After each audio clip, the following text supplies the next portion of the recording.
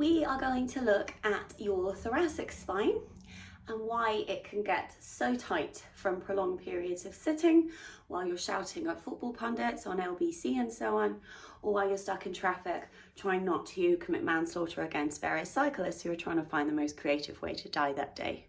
So let's look at the structure.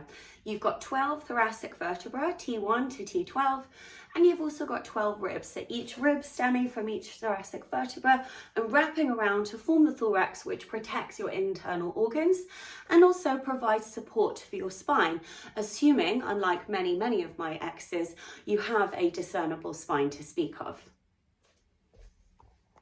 Mobilising the thoracic spine area, therefore, is quite tricky because of the heavy amount of bone structure there. Nonetheless, we're going to give it a go. So you can do these exercises in seated or in standing.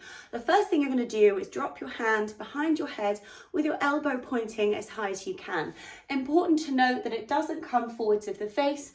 You're trying to keep the scapula pivoted down and the armpit open. You're going to place the other hand onto the elbow, take a deep breath in, lift the rib cage up, and then bend. So you're trying to create the curve up here by the sternum, not down here in the waist. You want to feel that you're lifting up and then bending over, and then inhale to return to center.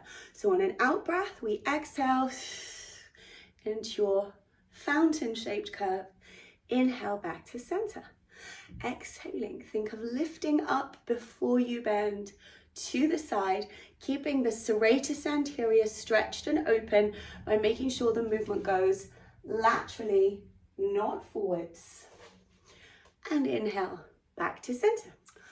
Rotating the thoracic spine is tricky because right above it is your cervical spine, where you have a great range of motion in your neck and a lot less here. So the next one is a thinking exercise. You're going to bring your fingertips into your sternum, bring the wrists together with the elbows lifted. Now imagine your nose and your breastbone are staying connected. On an out breath, you're going to squeeze your ribs and turn like a cyborg with your head and your breastbone remaining aligned. Now you're going to turn your head back to where you came from, and then you're going to turn your head all the way over the other shoulder and bring the elbow right around and pull your rib cage back in the direction you're facing, and then back to center. Other side, we twist the ribs, keeping the nose in line with the breastbone. We go back to where we came from with the eyes and the face. Then we turn the head the other way and squeeze all the way around, pulling the elbow back towards the ribs and back to center.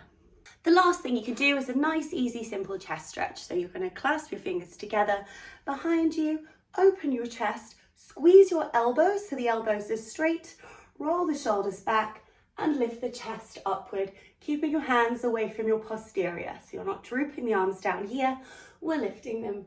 And take a couple of slow breath cycles here, expanding through your pectorals. So you don't look like a kyphotic little Quasimodo anymore, hopefully.